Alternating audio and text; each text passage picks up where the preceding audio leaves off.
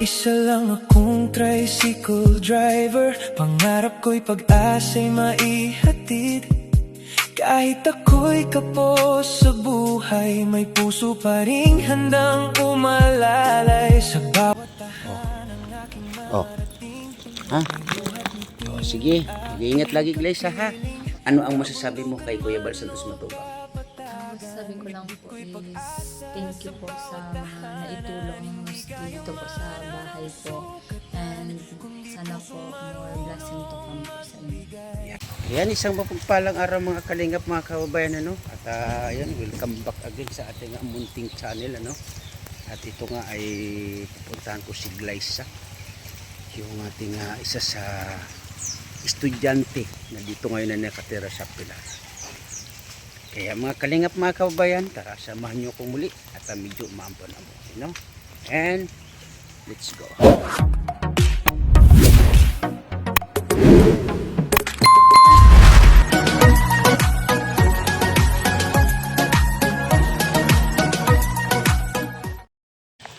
Dito tayo. Ay, maambon. Oo. Maambon at umuulan. Bahala na.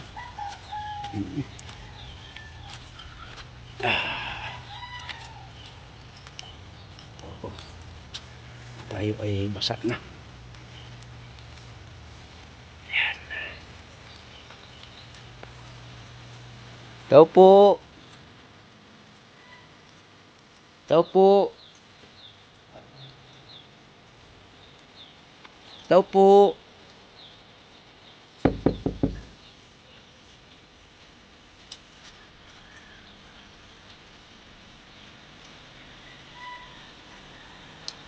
May tao ba? O wala?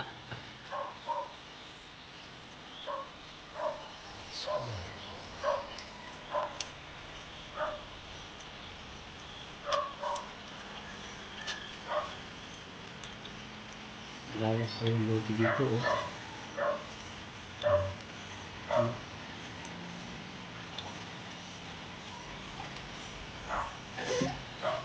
Hello. God bless, nene. Kumusta? Sino ang kasama mo dito? Sila ate po. Nandito sila? Okay. So, kumusta ikaw uli? Hindi ako makapasok kasi basa ako, oh. Basa. Oh. Lakas ng ulan. Opo, kanina na lakas din po. Malakas din dito? Okay. So, yun nga. Buti wala kang pasok sa ngayon. Wala po kasi kakatapos pa lang po ng event namin kagabi. Saan kayo nag-event? Sa gym po. Dito mismo sa Pilar? Acquaintance po. Okay. So, kumusta yung bahay? Wala na bang tumutulo dyan? Meron po po, yun doon po. Meron pa rin. So, yung Bulkasil, ubos na? Hindi pa po, meron pa po. Meron pa rin. Hindi pa lang po napapansin. Okay. So, very good yan. Ito mga kalingap, mga kababayan, no? Ang linis, no? Kung makikita ninyo. Doble, may solar na, may kurente pa. Di ba?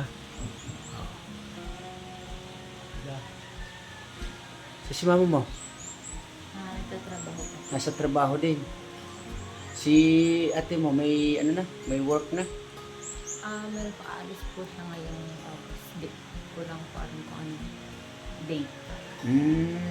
So may trabaho na siya sa ngayon? Wala pa po. Wala pa rin. Aalis pa lang po. Kumbaga maghahanap pa rin. So, napakalinis dito, mga kalingap, mga kaibigan. So, ibig sabihin, maalaga sila sa bahay niya. So, yun nga, pumunta ako dito kasi may sadya ako. Balita ko, may boyfriend ka na daw? Wala. Sabi ni mama mo, meron na daw. Wala pa po. Sabi ni mama mo sa akin, puntahan ka daw at alamin kung totoo yung balita niya na may boyfriend ka na. So wala talaga. Wala. Okay, good yan. So ang goal mo talaga ay makapagtapos sa iyong pag-aaral. Yes po. So ilang month na lang? No. Anong year ka pala ngayon? Third year po. Third year. Abay, medyo ano pa. Almost 2 years pa, no? So, tiyaga lang. Oo. Na yun nga ang iyong bahay ngayon ay hindi pa na-ribbon cutting. So, sa tubig ninyo, meron na ba? Wala po. Wala pa. Magkano yung binabayaran ninyo sa kuryente dito? Pag minsan po sumasobra po ng 400. Matipid. Very good, very good. So, may additional kayo na ano, no? Yung anong tawag yan? Solar. Very good yan, para makatipid kayo. Kumusta ang iyong pag-aaral sa ngayon? Sa ngayon po, kakatapos pa lang po namin ng examination po for prelim. Then bayadan naman po ulit ng tuition. Nako, bayarin na naman. So magkano ang per ano mo, yung pagbabayad ng tuition? Per sem po, 13K. 13K. Apo. So ibig sabihin ay pumapatak ng almost 26K. Yes po. Nako, malaki-laki. So okay na yan kasi nandiyan naman si ma'am at may kapatid naman na kahit paano nila nakakatulong ano. Ang importante dito ay meron kayong maayos na tirahan. So yung inalisan nyo na bahay doon sa Donsol, kumusta naman? Hindi ko po alam kasi hindi pa naman po ako nakakauwi ng Donsol. I mean, buo pa ba yung bahay doon? Buo pa po yung mga sa gilid po, pero wala na po siyang bubong. Wala nang bubong. Yes po. So hindi na rin talaga pwedeng tirahan. Hindi na. Okay.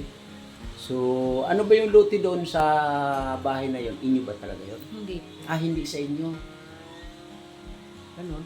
So, salamat kasi nga ay ngayon ay meron na kayong permanenteng bahay na talagang may tuturing na inyo na. So, ganun lang. May papayo ko lang sa iyo. Siyempre, sa iyo ito nakapangalan.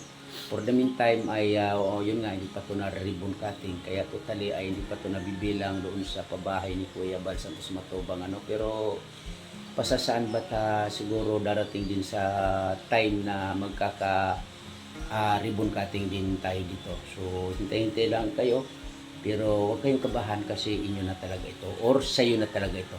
Ha? Yes po. Thank you. Ngayon, ano ang ginagawa mo? Kasi may mga ganyan. Nagsusulat. Ano yan? Pang grade 1? Mga notes lang. Mga notes. So, anong oras na ba ngayon? Hapon na, no? Alas 3. Mag-alas 3 na. So, okay na. Nananghalian na kayo. Tapos na. Okay.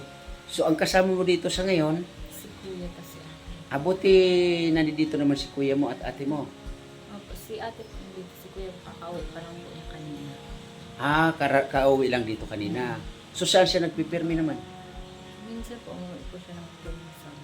So, saan siya tumitira doon sa Donsol? Kila-kita. Ganon. So, anong trabaho niya sa ngayon? Sa ngayon po, wala pa po. Tumutulong po muna siya doon kila-kita. Kung ano po mga tutulong. So, wala ba siyang plano na magtrabaho ng kahit na, ano bang natapos ng kuya mo? Grade 10 po. Grade 10. So, okay naman yan. So, wala ba siyang plano matsu dancer? Matsu ba yung kuya mo? Hindi. Hindi sa marunong sumayaw? Hindi po. Yun lang. Pag hindi marunong magsayaw, hindi pwede sa matsu dancer. Ilang taon na si kuya mo? 23. 23. Okay. Wala na po kasing ano sa dagat. Dati manglalaot siya. Kasama po nila tito. So, asan na yung nilalaot nila dati? Wala na po kasi wala na po nahuli. Wala nang nahuli. Pero yung laot, nandiyan pa naman. Meron po. Yung dagat, nandiyan pa. Malaki. Malaki pa rin ang dagat. Pero yung bangka na ginagamit, nandiyan pa. Nandyan po. So, wala lang nahuhuli. Okay. So, ganun lang. Siya pala ay isang mandaragat. Buti, wala pang asawa ang kuya mo. Wala pa. Wala pa po. So, tika lang. Sa inyong magkakapatid, ilan pa kayo magkapatid? 5 po. 5. Sa 5 ninyong magkapatid, ilan ay may asawa? Isa pa lang. Isa pa lang. So 5, ang isa may asawa, yung 4, puro dalaga at binata pa. Okay. So ikaw ang bunso. Yes. Okay. So ganun, kasi dito pala, wala pa pala mga asawa ito. So siguro inihintay ka na makatapos ng Yes. pag-aaral. Very good yan. Tulungan. Pinaka-importante sa magkakapatid at sa nanay, no? Si mama mo sa ngayon, ano nga pala ulit ang trabaho ng mama mo? Sa bahay po. Kasambahay. Anong inaalagaan niya? Matanda. Isang matanda. So ilang taon na ito si mama mo na nangangasambahay? Almost 2 or 3 or 4. Di mo maalala. Sa pagkakaalala mo, almost 4 years or 3 years. Abay, matagal-tagal na ano. So, ibig sabihin, magmula nang ikay nag-aral ng college, itong si mama mo ay nangangasambahay na. Yes. Or, ano ba, hindi ka pa college? College na. Sa college ka na. College ka na nung nangasambahay si mama mo. Ay, grade 2 ako. Kasi nung grade 2 po, doon po ako mismo nag-aral sa lugar po nung inaalagaan niya. Saang lugar yon? Masbate. Sa Masbate. So, nag-grade 12 ka sa Masbate. Yes po, nag-transfer. Transfer ka doon sa Masbate. Okay. So, di ba nung na-scout kita, anong grade ka noon? Grade 12 po. Grade Nasa 12? Masbate po ako. Nasa Masbate ka nung time na yon. Okay. So, medyo matagal-tagal na pala, no? Kasi ikaw ngayon ay third year college na. Grabe, no? Matagal-tagal na palang na-scout kita. So, muli, ano ang masasabi mo kay Kuya Bal Santos Matubang? Ang masasabi ko lang po is thank you po sa mga naitulong mostly dito po sa bahay po. And sana po more blessing to come po sa inyo. Yan. Muli, sa mama mo, ano masasabi mo sa kanya? Kay mama naman po is stay healthy po. Siyempre, and mag-iingat po siya palagi. Tama. Lagi mag-iingat. So, yun po, no, mga kalingap, mga kababayan, isa sa ating inaantabayanan ngayon, lalong-lalo na sa kanyang pag-aaral ay itong si Glyza, na ngayon ay ilang taon ka na uli? 21 po. 21 years old. So, pag natapos ka ng college, ikaw ay nag-iedad ng mga almost 24 years old, no? Yes. So, halimbawa, matapos ka na, no? Siguro matatapos talaga, no? Pag natapos ka ng iyong college, ano ang next na plan mo? Pumasa po sa exam. Sa I board mean, exam. Exam bilang isang teacher na, ano? Okay, teacher. Halimbawa, habang naghihintay ka ng result ng exam, kasi hindi naman agad-agad yan, di ba? Hintayin pa yan. Ano ang plano mo? Mag-work na din po. Siyempre. Yan, very good yan. Mag-work na siyempre. Kung ano yung work na mapapasukan, mas mainam. Basta ang importante, mayroong trabaho, di ba? Yes. Kung matapos ka na sa iyong pag-aaral, ano ang plano mo? Ikaw bilang bunso, ano ang plano mo kay mama mo? Si mama po is balak po namin siya na parang patigil na po sa parang tatrabaho din po. Very good, tama yan. So maalala ko pala, si lola mo, kumusta sa ngayon? Okay naman po siya doon sa, kasi nasa lungsod po siya ngayon. And okay, nung pumunta po ako doon last week po ata is okay naman po siya. Okay naman si lola mo, okay. So ano lang, no? Sikap, tiyaga. Ang importante dito ay makamit mo ang iyong pangarap bilang isang magiging teacher, no? So, yun nga, nandito ako, Glyza, kasi inaalam ko yung sitwasyon ng bahay ninyo na yun nga yung mga tumutulo-tulo dati dito. Ngayon ba ay naging okay na ba? Yung lalong-lalo na yun diyan sa kwarto na umaanggi, wala na ba? Yung pumapasok ang tubig doon sa kwarto mo, galing sa bintana. Wala na po, pero nag-service po. Yung para umaanggi. Saan lugar? Ayun po, nasa taas. Itong nasa taas na to. So yung doon sa, yun nga, yung dating problema doon sa kwarto mo na yung nagtatambak ang tubig o dumadaan doon sa bintana, wala na. Very good, very good. So, ayun nga, no, Glyza, nandito ako kasi mayroong ipinaabot si Ma'am Gina na kunting tulong para sa iyo. Ito, tanggapin mo, ha? Thank you po. Yan. So, Ma'am Gina, ayan na po. Napaabot na po natin muli kay Glyza yung konting ayuda para sa kanya ano na makakatulong sa kanyang pag-aaral ano. Glyza, meron akong dala doon na may bigas ka pa ba dyan? Wala na rin talaga. Tas gasol. Tapos gasol, wala ka na rin. Wala. Ay hala, patay tayo dyan. So, abang-abang lang doon sa gasol. So ngayon, nag-uuling ka na naman. May papa. Aba, oo nga, no? Nag-uuling na naman siyang muli. So, bigas, ano ba? Meron pa ba? Wala na talaga. Wala. Wala na rin talaga. So, ganun lang, Glyza, tuloy-tuloy ka lang sa iyong pag-aaral.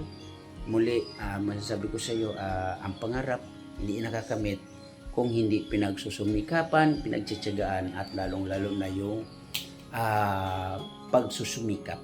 Okay? Yes po. Nakaumpisa ka na, malapit ka na.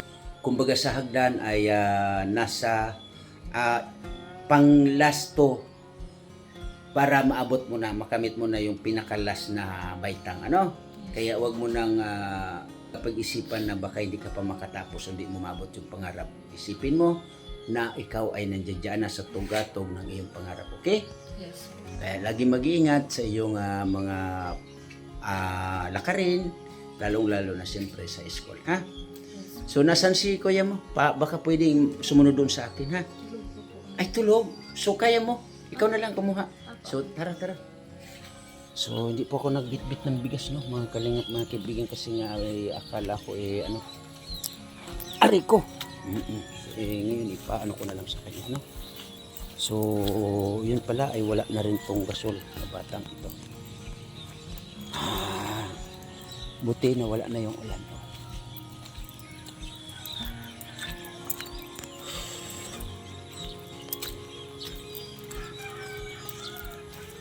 Yun ang aking service. Hindi makapasok dito kasi, ayan, no? Ano na yung daan dito. Pag ganito kasi na maulan ay putikan. Oo, lulubog at lulubog dyan yung gulong. Kaya doon ko na lang siya nilagay. Oo.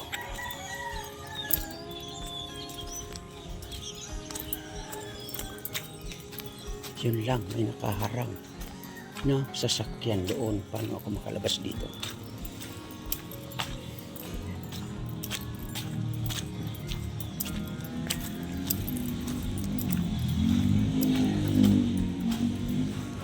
Basa ang aking gamit. Di ba?